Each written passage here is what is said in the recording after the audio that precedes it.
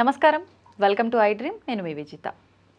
Gayatri tours and travels దశాబ్ద కాలాలుగా తెలుగు రాష్ట్రాలలో కైలాస మానస సరోవర్ యాత్రల్లో ఒక మంచి ప్రత్యేకమైన స్థానాన్ని గుర్తింపుని పొందిన Shri Gayatri tours and travels అధినేత భరత్ కుమార్ గారు మనతో పాటు ఉన్నారు. ఇప్పుడు వారితో మాట్లాడి కైలాస్ యాత్రకు సంబంధించిన మరిన్ని విషయాలు తెలుసుకునే ప్రయత్నం చేద్దాం. నమస్కారం అండి. నమస్తే అమ్మ. భరత్ కుమార్ గారు, మామూలుగా కైలాస్ యాత్ర అనగానే చాలామంది ఈ యాత్రని ఖచ్చితంగా ఒక్కసారైనా చెయ్యాలి అంటుంటారు.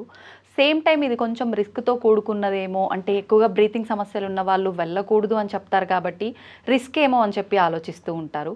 అసలు కైలాస్ యాత్ర గురించి, దాని విశిష్టత గురించి ఒక్కసారైనా చెయ్యాలి అంటారు. అసలు ఎందుకు చెయ్యాలి, ఏంటి, ఆ విషయాలన్నీ కూడా తెలియజేయండి. ఎస్ అమ్మ. ముందుగా కైలాష్ మానస సరోవర్ యాత్ర అనగానే ముఖ్యంగా హిందువులతో పాటు ఇటు బౌద్ధులకు కానీ జైన్స్కి కానీ ఎవరైతే ఈ హైందవ సంస్కృతి సాంప్రదాయాల్లో మునిగి తేలేటువంటి ప్రతి ఒక్కరికి కూడా లైఫ్ టైం డ్రీమ్గా భావిస్తారమ్మ. ఇప్పుడు యాత్రలన్నిటికీ ఇది రారాజు లాంటి యాత్ర అంటారు.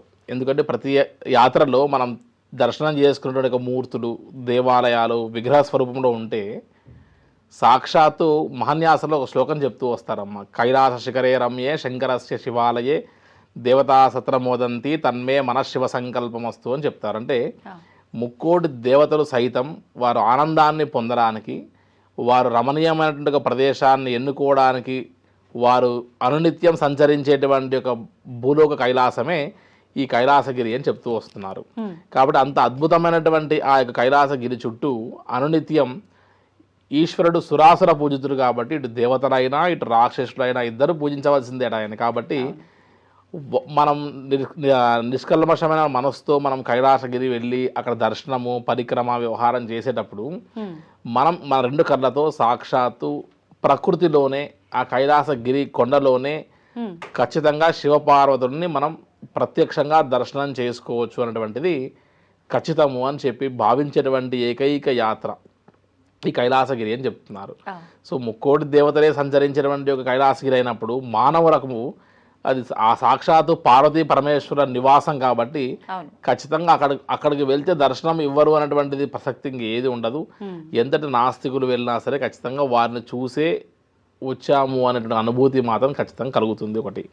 రెండవది మానస సరోవరం. అది బ్రహ్మ మానసక పుత్రిక అని బ్రహ్మ యొక్క మనసులోంచి ఉద్భవించినటువంటి ఒక ప్రదేశంగా మొట్టమొదటగా గంగా అమ్మవారు ఉద్భవించినటువంటి ప్రదేశంగా చెప్తూ వస్తారు. సో ముక్కోటి దేవతలే ప్రతిరోజు పవిత్ర పుణ్యస్నానం ఆచరించడానికి ఈ రోజుకి కూడా నక్షత్ర రూపంలో వచ్చి ఆ యొక్క సరోవరంలో స్నానం చేసి వెళ్తూ ఉండగా మనం గమనించవచ్చు. ఎంతోమంది యాత్రికులు చూస్తారు, మీరు నేను ఎవరైనా గమనించేటువంటి ఒక అద్భుతమైనటువంటి యొక్క ప్రక్రియ అని చెప్తారు. కాబట్టి మానస సరోవరంలో ఒక పుణ్యస్నానము, అక్కడ అభిషేకము, హోమం లాంటి మానస సరోవరం అనే ఒక పదాన్ని స్మరిస్తేనే చాలా పుణ్యము అని వశిష్ఠుల వారు శ్రీరాముడు వారికి అలసటగా ఉంది అన్నప్పుడు ఒకసారి మానస సరోవరాన్ని స్మరించవయ్యా అని చెప్పారట. కాబట్టి ఇది రామాయణ చరిత్ర ఇది. కాబట్టి బుద్ధుడు తన జన్మగల కారణం కూడా మాయాదేవి పుణ్యస్నానం ఆచరించి ఒక యోగ్యమైనటువంటి సంతానాన్ని ఇమ్మని అడిగితేనే బుద్ధుడు జన్మించాడని కూడా ప్రతీక ఉంది. కాబట్టి ఆదిశంకరుల వారు, వశిష్ఠుడు, పంచపాండవులు, మాయాదేవి ఇలా ఎంతోమంది మహానుభావులు ఈ యొక్క యాత్ర చేసి ఉన్నటువంటి ఒక సందర్భం గమనిస్తూ వస్తాం. ఇప్పుడంటే భౌగోళికంగా ఇది టిబెట్ ప్రాంతంలో ఉండడం, టిబెట్ కాస్త చైనా ఆక్యుపై చేయడం జరుగుతుంది. కానీ ఇదంతా కూడా మన భారతవర్షం, మన భరతఖండం, మన జంబూ ద్వీపంలో ఒక భాగంగానే చెప్తూ వస్తారు. కాబట్టి ఇటువంటి కైలాస యాత్ర అనేటువంటి వాటి గురించి ఎంత చెప్పినా వాటి విశేషత తక్కువే అని చెప్పచ్చు. కానీ ప్రతి మానవుడు లైఫ్ టైం డ్రీమ్గా, ఒక లైఫ్ టైం అచీవ్మెంట్గా భావించేటువంటి అద్భుత యాత్ర. అయితే సముద్రానికంటే కూడా చాలా హై లెవెల్లో వెళ్తూ, సీ లెవెల్ కంటే చాలా మీటర్స్ హై లెవెల్ వెళ్తున్నాం కాబట్టి, అమర్నాథ్ కంటే కూడా 4 ఇంతల పైన వెళ్తున్నాం కాబట్టి హై ఆల్టిట్యూడ్లో జరిగేటువంటి యొక్క యాత్రకి కొద్దిగా బ్రీతింగ్ ప్రాబ్లమ్స్ లేకుండా ఉండాలి తప్ప, అలా కాకుండా ఒక బ్రీతింగ్ ప్రాబ్లం మాత్రం లేకుండా ఉంటే 2 కాళ్ళు లేని వాళ్ళు కూడా కైలాస యాత్ర చేయొచ్చు. అది మనం ఎన్నుకునే ఒక మార్గాన్ని బట్టి ఉంటుంది. అది ఫ్లైట్ రూటా, హెలికాప్టర్ రూటా, త్రూ లిపిలేక్ పాసా, లేదా బై లాసానా, బై కాఠ్మండు అనేటువంటి దాన్ని మనం ప్లాన్ చేసుకుని జాగ్రత్తగా చేస్తే కైలాస యాత్ర లాంటి ఈజియెస్ట్ యాత్ర, అసలు చార్ధామ్, అమర్నాథ్ లాంటి యాత్రల కంటే కూడా అవి 100% కష్టం అనిపిస్తే ఇది 1% కష్టం కూడా కాదు అని చెప్పచ్చమ్మా. నేను అడుగుదాం అనుకున్నా, అంటే దీనికి వయసు పరిమితి ఏమైనా ఉందా అని. ఆల్రెడీ మీరు చెప్పేశారు, అంటే బ్రీతింగ్ సమస్య ఉన్న వాళ్ళు తప్ప మిగతా ఎవరైనా చేయగలిగే, సింపుల్గా చేయగలిగే యాత్ర అని చెప్పి అక్కడే దానికి ఆన్సర్ దొరికినట్టే. కానీ మనకు 2020 కరోనా తర్వాత మన భారతీయులకి అక్కడ ఈ కైలాస యాత్ర చేయడానికి ఏమంటారు, పర్మిషన్స్ లేవు అని చెప్పి డిసైడ్ చేశారు. కానీ ఇప్పుడు ఈ 2025లో వెళ్ళొచ్చు అనే పర్మిషన్ కూడా ఇచ్చారు అని చెప్పి విన్నాము. నిజంగా వెళ్ళొచ్చా? అంటే ఇప్పుడు ఆల్రెడీ పరిస్థితులు ఏమీ బాగోలేవు, మనం వింటూ ఉన్నాం గత కొన్ని రోజులుగా. ఇటువంటి సమయంలో ఈ యాత్ర నిజంగా జరుగుతుందంటారా? అసలు ఇబ్బందులు ఏమైనా ఫేస్ చేయాల్సి వస్తుందా? ఒక్కసారి దాని గురించి. ఎస్ అమ్మ, ముందుగా 2020 కోవిడ్ నుంచి మొదలు పెడితే 2021 ఎవరికి అలౌ చేయలేదు. కానీ 23, 24లో గమనిస్తే ఒక ఇండియన్ పాస్పోర్ట్ హోల్డర్స్ని తప్ప మిగతా భారతదేశం వారిని తప్ప ప్రతి ఒక్కరిని యాత్రకు అలౌ చేయడం జరిగింది. ఈవెన్ గాయత్రి టూర్స్ అండ్ ట్రావెల్స్లో బుక్ చేసుకున్నటువంటి డిఫరెంట్ కంట్రీస్ నుంచి బుక్ చేసుకున్న వారు ట్రావెల్ చేయగలిగారు. బట్ ఇండియన్ పాస్పోర్ట్ హోల్డర్స్ని పొలిటికల్ రీజన్స్ వల్ల ఆపుతూ వచ్చారు. అయితే 2025లో అఫీషియల్గా ఈ చైనా అండ్ ఇండియా గవర్నమెంట్స్ యొక్క సత్సంబంధం వల్ల ఈ యాత్ర ప్రశాంతంగా సాగుతూ, అదేవిధంగా రీసెంట్గా ఒక 1 వీక్ బ్యాక్ నుండి ఇండియన్ గవర్నమెంట్ ప్రతి సంవత్సరం లక్కీ డ్రాలో తీస్తూ ఈ లిపులేక్ పాస్ అండ్ సిక్కిం ద్వారా ఈ యొక్క లక్కీ డ్రా ద్వారా ఒక్కొక్క 5 గ్రూప్స్ని, ఒక గ్రూప్కి 50 మందిని అలౌ చేస్తూ ఈసారి డెసిషన్ తీసుకోవడం జరిగింది. సో వెరీ సూన్ ఈ 1-2-3 డేస్లోనే ఈ కైలాష్ మానసరోవర్ యాత్రకు సంబంధించిన ప్రైవేట్ రూట్స్ ఏవైతే కాఠ్మండు నుంచి కాఠ్మండు బై రోడ్ లేదా నేపాల్ గది నుంచి వెళ్ళేటువంటి హెలికాప్టర్ మార్గాలు కూడా అఫీషియల్గా ఓపెన్ చేస్తూ వాటికి పర్మిట్ లెటర్స్ కూడా ఇష్యూ చేయడం జరుగుతుంది, గ్రూప్ పర్మిట్స్ అండ్ వీసాస్ కూడా. అయితే మనం బాగా గమనిస్తే ఈ యొక్క నేపాల్లో కానీ వెళ్ళేటువంటి కాఠ్మండు ఏరియాస్లో కానీ ఇంతవరకు చరిత్రలో ఎక్కడ కూడా ఈ యొక్క ఇప్పుడు జరుగుతున్నటువంటి యొక్క పరిణామాలు ఎక్కడ జరిగి ఉండగా మనం గమనించలేదు. ఇవి ప్యూర్లీ హిందూ దేశాలు. మనం వెళ్ళినటువంటి టిబెట్ ఏరియా కూడా పూర్తిగా ఒక హిందుత్వ భావానికి సంబంధించిన వాతావరణం. లోకల్లో టిబెటియన్స్ కూడా ఎంతోమంది పడుకొని సాష్టాంగాలతో కూడా కైలాసగిరి పరిక్రమను పూర్తి చేసేటువంటి ఒక వారు చాలామంది ఉంటారు. సో ఈ ప్రాంతం ఎక్కడ కూడా రిస్కీ ప్రాంతం కాదు, ఎక్కడ కూడా మనం సాహసం చేసేటువంటి ఒక ప్రాంతం కాదు. At the same time already approval తీసుకొని ఇండియా అండ్ చైనా యొక్క అప్రూవల్తో నడిచేటువంటిది కాబట్టి చాలా ప్రశాంతంగా 2025 సంవత్సరంలో కైలాష్ మానసరోవర్ యాత్ర ఖచ్చితంగా చేస్తారు. At the same time every year 70+ ఉన్న వాళ్ళకి కొన్ని ఆంక్షలు పెట్టేవాళ్ళు. సో ఈసారి కూడా ఒక $1,000 డిపాజిట్ చేయడం, 70 అబోవ్ ఉన్న వాళ్ళకి కాస్త మెడికల్ టెస్ట్ అనేటువంటి కండిషన్స్ పెట్టడం, దీంతో పాటు 70+ ఉన్న వాళ్ళతో 2 అసిస్టెంట్స్ ట్రావెల్ చేయాలని రూల్స్ పెడుతూ ఉన్నారు. ఈ 1 వీక్లోనే ఈ ఎండ్ ఆఫ్ ఈ ఏప్రిల్ వరకు చాలా క్లారిటీగా ఇంకా క్రిస్టల్ క్లియర్గా ఈ యాత్ర ఆల్మోస్ట్ ఒక 5 years నుంచి ఎప్పుడెప్పుడు వెళ్దామన్నటువంటి తపనతో ఉన్న వాళ్ళు చాలామంది ఉన్నారు. ఒక గాయత్రి టూర్స్ అండ్ ట్రావెల్స్ ద్వారానే సుమారుగా 600 నుంచి 800 మంది ఈ కైలాష్ యాత్ర ఓపెన్ కాగానే వారందరూ కూడా బుకింగ్స్ వైపు వెళ్ళారు అని అంటేనే ఎంత ఆతృతగా ఈ కైలాష్ యాత్ర గురించి ఎదురు చూస్తున్నారన్న అంశం గమనించవచ్చు. కాబట్టి 2025లో లైఫ్ టైం అచీవ్మెంట్గా భావిస్తూ సంవత్సరాల కొద్ది వెయిట్ చేస్తున్నటువంటి వారందరికీ కూడా ఒక ఊరట, అదేవిధంగా ఒక లైఫ్ టైం అచీవ్మెంట్ చేయబోతున్నారని ఖచ్చితంగా గమనించవచ్చమ్మా. ఓకే, అక్కడికి వెళ్ళిన తర్వాత ఫుడ్ విషయంలో కానీ, అంటే మన భారతీయులకు సంబంధించిన సౌత్ ఇండియన్ ఫుడ్ మిస్ అవుతుంటామనే ఫీలింగ్ ఎక్కువగా వస్తుంది. నిజంగా ఎటువంటి ఫుడ్కు సంబంధించిన జాగ్రత్తలు ఎలా తీసుకోవచ్చు అంటారు? అమ్మ, సహజంగా మనం ఒక ప్రాంతం నుంచి ఇంకో ప్రాంతానికి వెళ్ళినప్పుడు మన యొక్క ఆహారపు అలవాట్లలో మనం ఇబ్బంది పడితే ఆటోమేటిక్గా మన బాడీ మెటబాలిజం అంతా దెబ్బతింటూ వస్తుంది. మరీ ముఖ్యంగా కైలాష్ విషయానికి వస్తే ఒక 3 to 4 months ముందే మన బాడీని అడ్జస్ట్ చేస్తూ రావాలి. మన బాడీని ఫుడ్ విషయాల్లో, యోగా, ప్రాణాయామం, మెడిటేషన్ విషయాల్లోనే చాలా మనం మౌల్డ్ చేస్తూ వస్తాము. అట్ ద సేమ్ టైం మనం సజెస్ట్ చేసినటువంటిది ఏంటంటే కార్బోహైడ్రేట్స్ని తగ్గిస్తూ ప్రోటీన్ ఫుడ్ని పెంచుకుంటూ మన బాడీని అడ్జస్ట్ చేస్తూ రావాలి. ఈ యాత్రల్లో కూడా అన్లిమిటెడ్ సూప్స్, ఆ క్లైమేట్ని బట్టి అన్లిమిటెడ్ ప్రోటీన్ ఫుడ్ అనేటువంటిది ఇస్తూ రావడం జరుగుతుంది. సో త్రూఅవుట్ కైలాష్ యాత్ర ఫ్రమ్ హైదరాబాద్ నుంచి కానీ, లేదంటే ఫ్రమ్ బెంగళూరు నుంచి కానీ, ఫ్రమ్ చెన్నై నుంచి కానీ, ఎక్కడి నుంచి మొదలుపెట్టినా సరే స్టార్టింగ్ నుంచి ఎండింగ్ పాయింట్ వరకు మన సౌత్ ఇండియన్ ఫుడ్ అనేటువంటిది మిస్ కాకుండా throughout the trip south Indian ఫుడ్తో పాటు ఆయా క్లైమేట్కి అక్యుములేట్ అయ్యి అడ్జస్ట్ అయ్యేటువంటి యొక్క ఫుడ్ని ఇంక్లూడ్ చేస్తూ ఎక్కడ కూడా వారి యొక్క ఇంటి ఫుడ్ని మిస్ కాకుండా చాలా జాగ్రత్తగా ఈ కైలాష్ యాత్ర అనేటువంటిది ఆపరేట్ చేయడం జరుగుతుంది. అట్ ది సేమ్ టైం ఇదంతా కూడా కైలాష్ మానసరోవర్ యాత్ర అంతా కూడా సుమారు ఒక 28 మంది నుంచి 30 మంది టీమ్ ఆఫ్ పీపుల్తో జరిగేటువంటి యాత్ర అమ్మ. సో వర్క్ చేసేటువంటి మా టీమ్ రెస్క్యూ ఆపరేషన్స్ సపరేట్గా, okay. At same time guides, వీళ్ళ యొక్క బ్యాగ్స్ అన్ని కూడా మేము డఫల్ బ్యాగ్స్ ఇస్తూ, ఈ ఫ్లైట్స్ అండ్ హెలికాప్టర్స్లో వాటిలో మామూలు ట్రాలీస్ బ్యాగ్స్ అలౌ చేయరు కాబట్టి వారికి కోడ్ లాంగ్వేజ్తో కిట్ అంతా కూడా మనం ఇవ్వడం జరుగుతుంది. ఆల్మోస్ట్ ఒక 12 కాంప్లిమెంటరీ ఐటమ్స్ ఇస్తాం మనం. ఆ షోల్డర్ బ్యాగ్స్, డఫల్ బ్యాగ్స్, వాళ్ళ జాకెట్స్ ఇవన్నీ కూడా ఇవ్వడం జరుగుతుంది. సో ఇదంతా కూడా సిస్టమేటిక్గా ఒక సిస్టమేటిక్ వేలో నడిచేటువంటి ఒక యాత్ర. ముందుగానే 3 months ముందే డిఫరెంట్ ప్లేసెస్లో మనం చేయాల్సిన ఒక బ్యాక్ అండ్ వర్క్ అంతా మూవ్ అవుతూ, స్క్రీన్ మీద తెర మీద వాళ్ళు కనపడేటువంటి వాళ్ళు ఒక 28 మంది అయితే తెర వెనక వర్క్ చేసే వాళ్ళు చాలామంది అవసరం పడతారు. సో చాలా సిస్టమేటిక్గా, చాలా ప్రశాంతంగా హైదరాబాద్ నుంచి మొదలు పెడితే మరి తిరిగి హైదరాబాద్ వచ్చే వరకు మన తెలుగు గైడ్తో ఎక్కడ కూడా వీళ్ళు సొంతంగా వాళ్ళ మైండ్స్కి పని చెప్పాల్సిన అవసరం లేకుండా చేసేటువంటి ఒక అద్భుతమైన యాత్ర అని చెప్పొచ్చమ్మా. నిజంగా ఈ ఆలోచన బాగుందండి. ఇప్పుడు తీసుకెళ్తున్నాము అంతవరకు ఓకే. అక్కడ వాటికి సంబంధించి తెలుసుకోవాలి అంటే మనం అక్కడ తెలుగు గైడ్ని వెతుక్కోవాల్సి వస్తుంది, మనకు లాంగ్వేజ్ ప్రాబ్లం ఉంటుంది. ఆ వెళ్ళిన ప్లేస్కి సంబంధించిన విశేషాలన్నీ తెలుసుకోకపోతే ఆ ట్రిప్ని కూడా ఎంజాయ్ చేయలేము. ఆ యొక్క లోటు కూడా లేకుండా ఇది ఫుల్ఫిల్ అయిపోతుంది. ఇప్పుడు మీరు చెప్పినంత వరకు హైదరాబాద్ నుంచి వెళ్ళాలన్నా, బెంగళూరు నుంచి వెళ్ళాలన్నా, ఎక్కడి నుంచి వెళ్ళాలన్నా కూడా ఇలాంటి అవకాశాలు ఉన్నాయి అన్నారు. ఓకే, డైరెక్ట్ ఇలా వెళ్ళాలనుకునే వాళ్ళకి బాగుంది. మరి ఇప్పుడు ప్రస్తుత కాలంలో మీకు తెలియదు ఏం లేదు, పిల్లలు అబ్రాడ్లో ఉంటున్నారు, పేరెంట్స్ ఏమో మనకు ఇక్కడ ఇండియాలో ఉంటున్నారు. అటువంటి వాళ్ళు ఇద్దరు కలిసి యాత్రని ఎంజాయ్ చేయాలి, కంప్లీట్ చేయాలి అనుకునే వాళ్ళకి ఏమైనా అవకాశం ఉందా? ఎస్ అమ్మా. ముందుగా మనం కైలాష్ యాత్ర చెయ్యాలి అని అంటే అది ఇండియన్స్ కానీ, other than Indian passport holders కానీ ఖచ్చితంగా మనం గుర్తుపెట్టుకోవాల్సిన ఒక 3 అంశాలు ఉన్నాయమ్మా. అసలు మనం యాత్ర చేయడానికి కావాల్సిన అర్హత ఏంటి, అసలు ఆ ఫార్మాలిటీస్ ఏంటి అనేటువంటిది మనం ఫస్ట్ మైండ్లో పెట్టుకోవాలి. ముందుగా కైలాష్ యాత్ర చేయాలంటే ముందుగా 3 మనం సెల్ఫ్ టెస్ట్ చేసుకోవాలి. ఒకటి, మనకు 1 year వ్యాలిడిటీతో వ్యాలిడ్ పాస్పోర్ట్ ఉండాలి. సెకండ్, మనకు బ్రీతింగ్ ప్రాబ్లమ్స్ లాంటివి ఉండకూడదు. థర్డ్ థింగ్, మనం 70 బిలో ఉంటే ఎటువంటి మెడికల్ టెస్ట్కి వాటికి మనం లాస్ట్ మూమెంట్ వరకు కూడా వెళ్ళి కంగారు పడి ఇబ్బంది పడి చివరికి ఇబ్బంది అవుతుందేమో అనే ఆలోచన లేకుండా ఉంటుంది.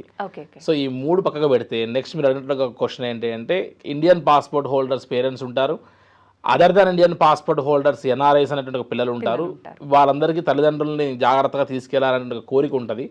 వీళ్ళందరూ ఇలా క్లబ్ చేసి యాత్ర చేయొచ్చు అని. ఇక్కడ గమనిస్తే ఇండియన్ పాస్పోర్ట్ హోల్డర్స్ అందరికీ కూడా స్టాంపింగ్స్ అనేటువంటివి ఢిల్లీలో జరుగుతాయి. వారు ఫిజికల్గా రావాల్సిన అవసరం పడదు. మాలాంటి ఏజెంట్కి ఎవరికి ఇచ్చినా సరే ఢిల్లీలో పాస్పోర్ట్స్ తీసుకుని వెళ్ళి group permits and group visa stamping చేయించుకొని వారికి తిరిగి మళ్ళీ మనం యాత్ర కంటే ముందే వారికి సబ్మిట్ చేసి వారందరినీ యాత్రకు తీసుకుని వెళ్ళొచ్చు. అది గ్రూప్ పర్మిట్స్, గ్రూప్ వీసాస్. వెరాజ్ ఇండియన్ పాస్పోర్ట్ హోల్డర్స్ కాకుండా other than Indian passport holders ఎవరున్నా సరే వారందరికీ స్టాంపింగ్ జరిగేటువంటిది కాఠ్మండు అనేటువంటి ఒక ప్లేస్లో కానీ లేకపోతే నేపాల్ గంజ్ అనేటువంటి ఒక ప్లేస్లో మాత్రమే స్టాంపింగ్స్ జరుగుతాయి. సో కాఠ్మండు అనేటువంటి ఒక ప్లేస్కి వీరు ఫిజికల్గా రావాల్సి వస్తుంది. వారి యొక్క వీసా ప్రాసెసింగ్ టైం ఏదైతే ఉందో అది 5 days టైం కేటాయించుకోవాల్సి వస్తుంది. సో 5 days ముందే other than Indian passport holders అందరూ కాఠ్మండు వచ్చి అక్కడ స్టే చేసి వాళ్ళ పాస్పోర్ట్ సబ్మిట్ చేసి ఈలోగా లోకల్ సైట్ సీయింగ్స్ లాంటివి చూసుకుంటూ ఉంటే ఆ 4-5 days తర్వాత వారి పాస్పోర్ట్ అంతా కూడా స్టాంపింగ్ చేసి అందిస్తారు. ఆ తర్వాత నెక్స్ట్ వారు వాళ్ళ పేరెంట్స్తో కలిసి అనుకుంటే ఎలాగో వీళ్ళు నేపాల్ గంజ్ అనే రూట్కా లేదంటే కాఠ్మండు నుంచి బై రోడ్ వెళ్తున్నారా అని చూసుకొని వాళ్ళ పేరెంట్స్ని ఆ రోజు క్లబ్ చేసుకోవచ్చు. లేదంటే ముందుగానే పేరెంట్స్తో సహా వెళ్ళి కాఠ్మండులో స్టే చేస్తూ లోకల్ సైట్ సీయింగ్స్ అవి చూసుకుంటూ పశుపతినాథ్, డోలేశ్వర్, ఈ జల్నారాయణ ఇటువంటి చాలా ఇంపార్టెంట్ ప్లేసెస్ అని చూసుకుంటూ కూడా వాళ్ళ టైం స్పెండ్ చేయొచ్చు. సో ఎన్ఆర్ఐ పాస్పోర్ట్ హోల్డర్స్కి, ఇండియన్ పాస్పోర్ట్ హోల్డర్స్కి ఫార్మాలిటీస్లో, ప్రాసెస్లో, ఫేర్స్లో, వీసా ఫ్లేర్స్లో అన్నిట్లో కూడా చాలా డిఫరెన్షియేషన్స్ ఉంటాయి. వీటిని కస్టమైజ్ చేస్తూ కలపవలసి వస్తుందమ్మా మనం. ఓకే. మొత్తానికి ఆప్షన్ అయితే ఉంది, కాకపోతే కొంచెం టైం టేకింగ్ ఇదంతా కూడా. ఓకే, అంటే ఇదంతా మనం ముందుగానే ప్లాన్ చేసుకుంటే గనక టైం ఎక్కడ వేస్ట్ అవ్వకుండా ప్లాన్ చేసుకోవచ్చు. ముఖ్యంగా మనం ఇప్పుడు అసలు ఈ ట్రిప్ అంతా కూడా చేయడానికి ఎన్ని డేస్ పడుతుంది, ఎంత ఖర్చు అవుతుంది? అమ్మ సహజంగా మనం కైలాష్ మానసరోవర్ యాత్ర అనగానే పర్మిట్లు, వీసాస్, ఫ్లైట్స్, హెలికాప్టర్స్, దీంతో పాటు షార్ట్ అండ్ స్వీట్గా వెళ్ళేటువంటి ఒక రూట్స్ని చూస్ చేసుకోవడము, rescue operations, star hotels, food, ఇంతటి ఎక్సైజ్తో కూడినటువంటిది కాబట్టి మనం ఏ యాత్రను చూస్ చేసుకున్నా సరే కంఫర్ట్స్ని బేస్ చేసి ఎక్కువ రోజులు వెళ్తున్నామా, మనం బై రోడ్ యూజ్ చేస్తున్నామా, తక్కువ డబ్బులు అవ్వడము, అదేవిధంగా ఫ్లైట్స్ అండ్ హెలికాప్టర్స్ యూజ్ చేస్తుంటే దాని తగ్గట్టు ఖర్చు అవ్వడం జరుగుతుంది. సో కైలాష్ మానసరోవర్ యాత్ర చేయాలి అని అంటే రోడ్డు మార్గం గుండా మనం ప్లాన్ చేస్తే మనం ఈసారి 2025లో 2,50,000 వరకు బడ్జెట్ పెట్టుకోవాల్సి వస్తుంది. అదే హెలికాప్టర్ రోడ్లో వాటిలో వెళ్ళాలంటే 3 లక్షల పైచులకు వరకు మనం ఈ సంవత్సరం ఈ పెరిగినటువంటి ఒక డాలర్ రేట్ వల్ల, పర్మిట్ల వల్ల, వీసాల వల్ల మనం ఎన్హాన్స్ అయ్యి ఆ ఫేర్స్ని మనం కోవిడ్ కంటే ముందు, కోవిడ్ తర్వాత మనం గమనిస్తే ప్రతి వాటిలో జీవన విధానం పెరిగిపోయింది, కాస్ట్ ఆఫ్ లైఫ్ పెరిగిపోయింది. కాబట్టి డాలర్ రేట్ ఎప్పుడో 65-70 రూపాయల మధ్యలో ఉండేది, ఇవాళ 86 రూపాయలు ప్లస్ అయ్యింది. కాబట్టి ప్రతిదీ ఈ యొక్క యాత్ర అంతా కూడా డాలర్స్లోనే మనం పే చేసేటువంటిది. కాబట్టి everything depends on dollar rate. కాబట్టి ఖచ్చితంగా కాస్ట్ ఆఫ్ ఫేర్ పెరిగిపోయి ఆల్మోస్ట్ ఒక 3 లక్షల వరకు ఈసారి పైచులకి ఇంకా దానిపైనే ఖర్చు అయ్యే అవకాశం కూడా ఖచ్చితంగా ఉంది అని దృష్టిలో పెట్టుకోవాలమ్మా. ఓకే, ఇప్పుడు మనం ఇందాకే మాట్లాడుకున్నట్టుగా మనం ఏ టూర్ ప్లాన్ చేసినా కూడా ఖచ్చితంగా మ్యాప్ అనేది మనం ఫాలో అవ్వాల్సిందే. ముందుగా తెలుసుకొని దానికి సంబంధించిన నాలెడ్జ్ అంతా కూడా మనం తీసుకొని వెళ్తేనే బాగుంటుంది.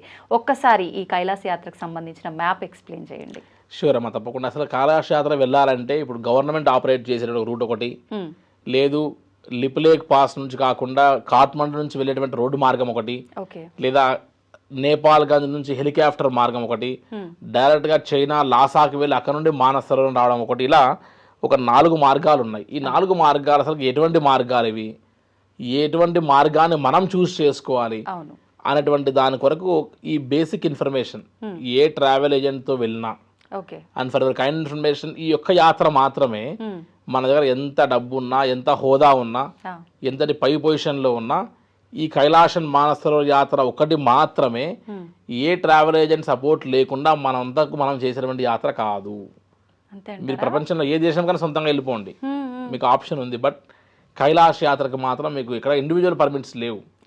Only group permit, group visa, ఏదో ఒక ట్రావెల్ ఏజెంట్ ద్వారానే పోవాలి తప్ప మీరు ఇండివిజువల్గా వెళ్ళేట ఒక ఆప్షన్ లేదు ఇక్కడ. కాబట్టి ఏదో ఒక ట్రావెల్ ఏజెంట్తో ఖచ్చితంగా వెళ్ళి మీరు ఒక 3 months ముందే ఈ ఫార్మాలిటీస్ అన్ని జాగ్రత్తగా వ్యవహారం చేసుకోవాలి.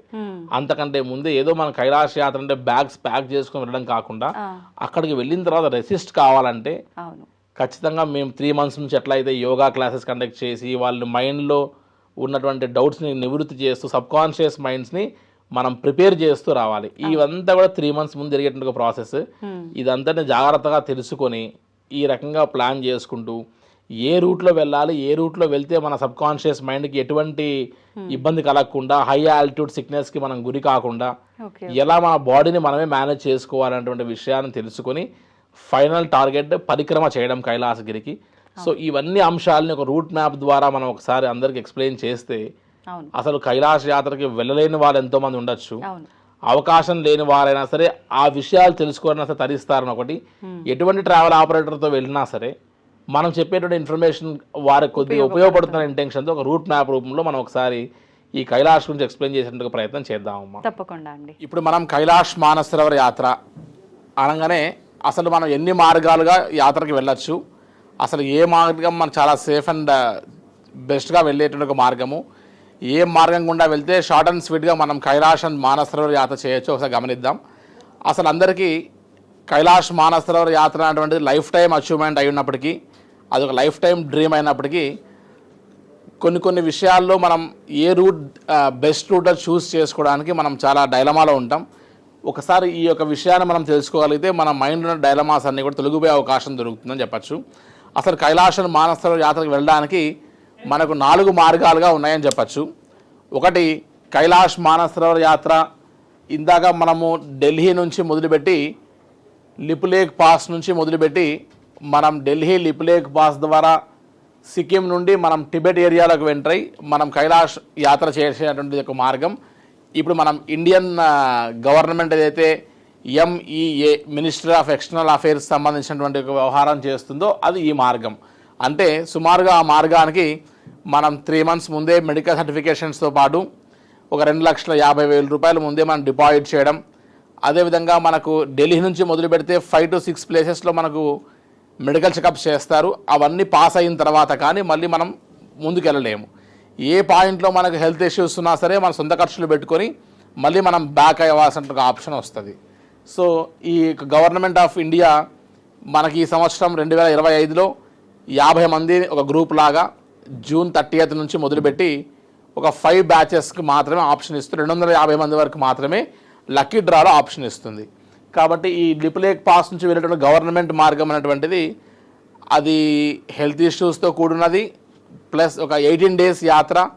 దాంతోపాటు ఎక్కడ మనం కొద్దిగా మన మెడికల్ రిపోర్ట్స్ తేడా వచ్చినా సరే తిరిగి మనం బ్యాక్ వచ్చేటువంటి స్ట్రైన్ అయినటువంటి ఒక మార్గం. సో అది చాలా వరకు ముఖ్యంగా మన సౌత్ ఇండియన్స్ కాస్త క్లైమేట్ కండిషన్స్కి మనం గట్టిగా వర్కౌట్ చేసేటువంటి బాడీస్ కాదు కాబట్టి ఆ లిపులేక్ పాస్ నుంచి వెళ్ళేటువంటి ఒక మార్గము అది మనకు పెద్దగా సపోర్టింగ్గా పాజిటివ్గా ఉండదు అని చెప్పచ్చు.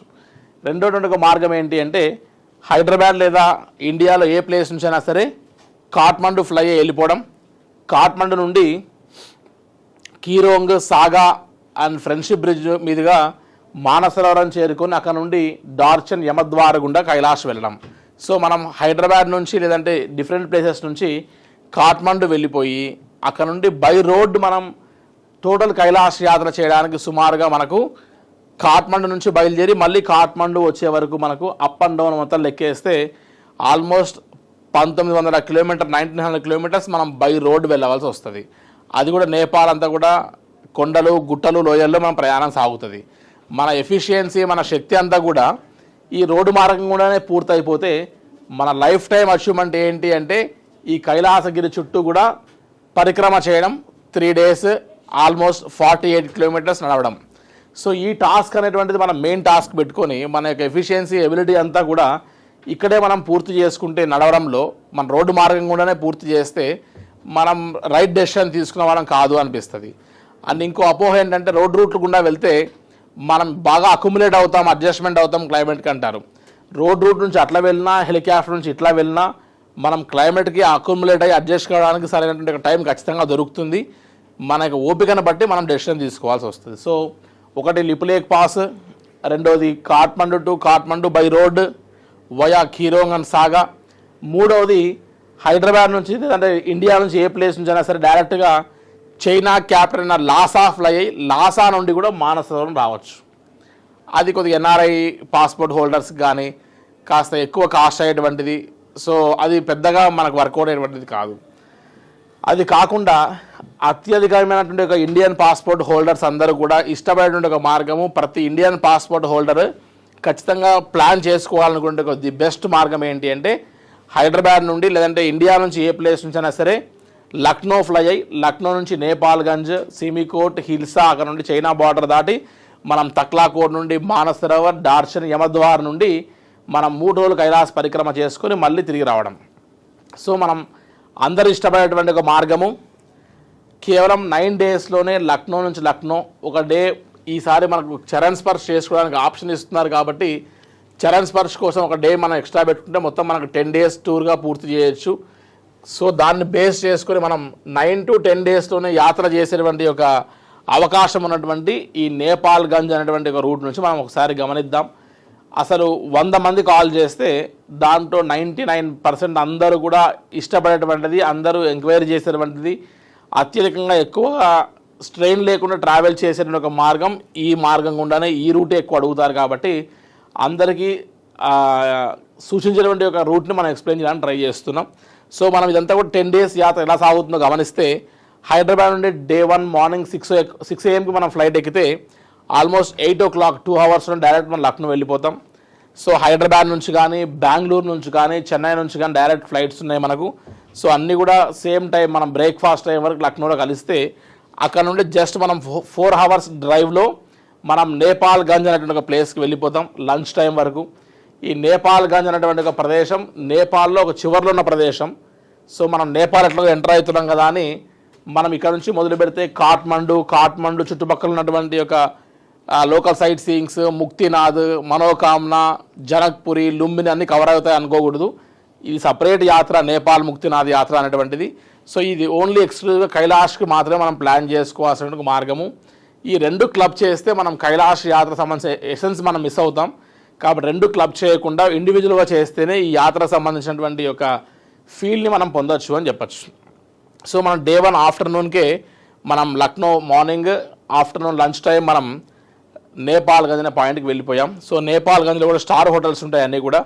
ఈ నేపాల్గంజ్ అనేటువంటి ఒక ప్రదేశంలో వాగేశ్వరి అమ్మవారి శక్తిపీఠం అని అమ్మవారు నాలుక పడ్డ ప్రదేశము. సో వాక్కును ప్రసాదిస్తుంది, వాక్చాతుర్యాన్ని ఇస్తుంది అమ్మవారు అని చెప్తారు.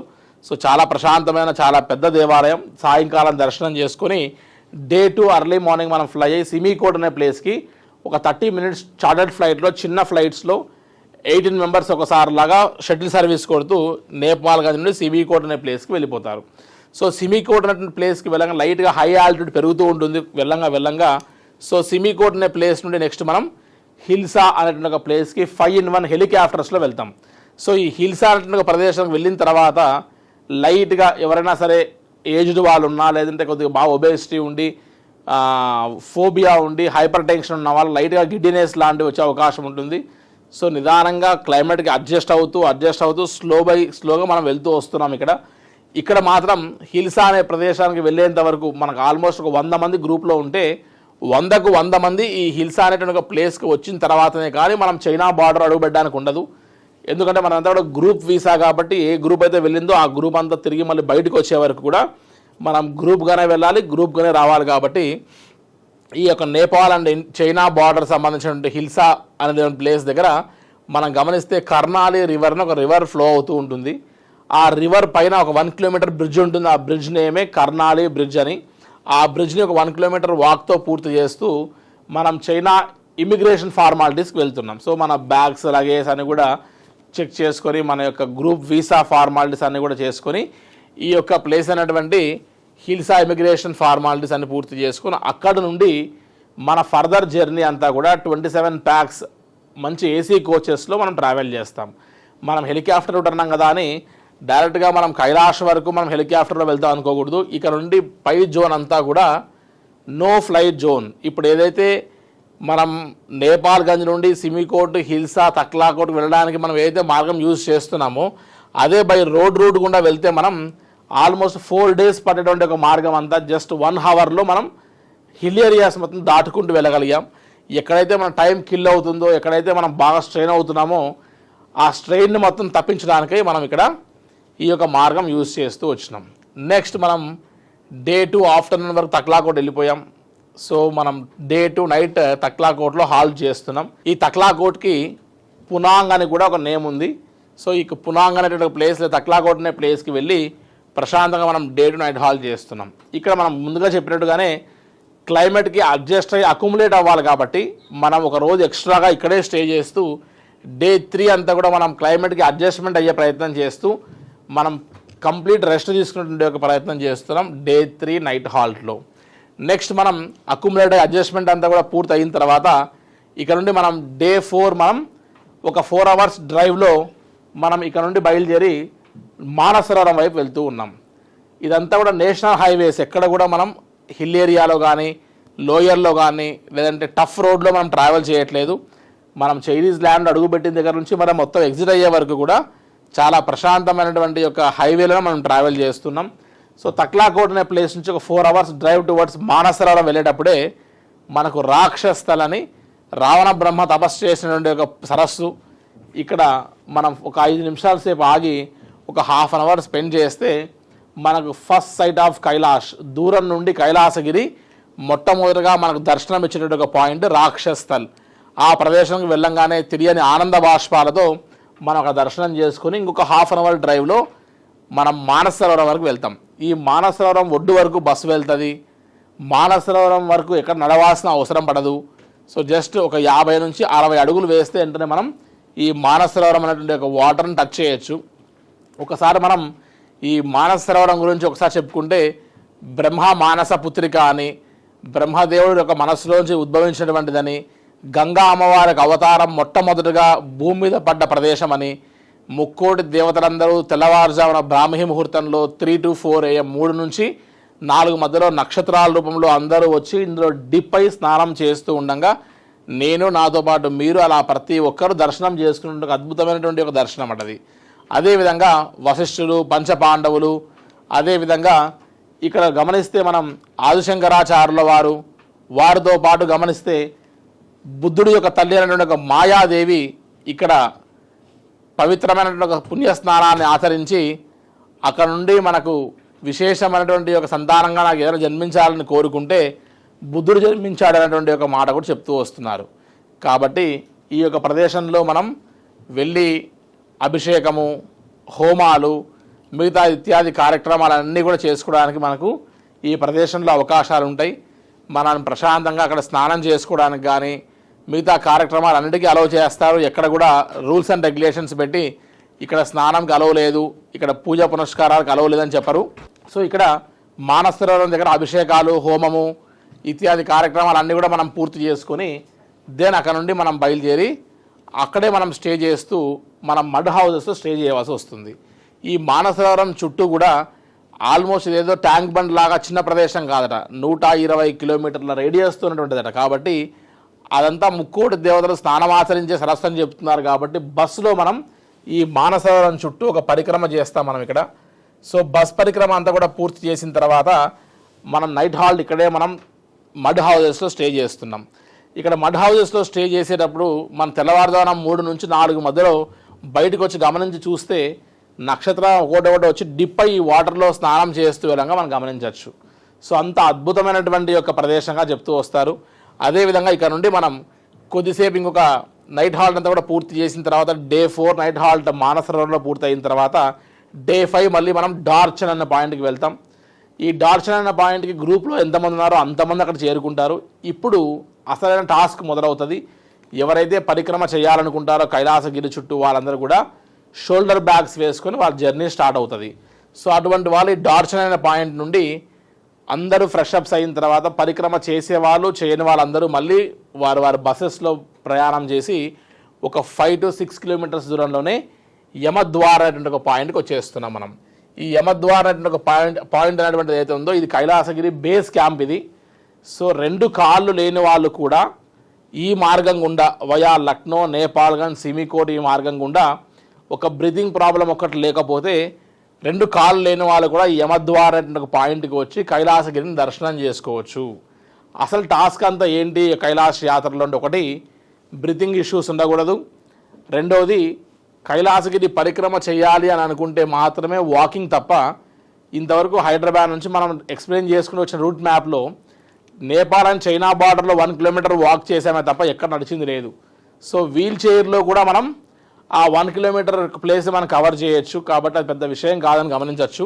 సో యమద్వార పాయింట్ వరకు వచ్చిన తర్వాత పరిక్రమ చేసేవాళ్ళు చేయని వాళ్ళు ప్రతి ఒక్కరు ఒక అద్భుతమైనటువంటి ఒక ఫీల్ని పొందగలుగుతారు. 45 కిలోమీటర్ల రేడియస్ లాంటి అతి పెద్ద కైలాసగిరి కొండలో మనం శివపార్వతిని ఖచ్చితంగా చూసాము మన కల్లారా అని ఎంత నాస్తికుడు వెళ్ళినా సరే ఆ ఫీల్తో ఆనంద బాష్పాలు తిరిగి వస్తారని చెప్తారు.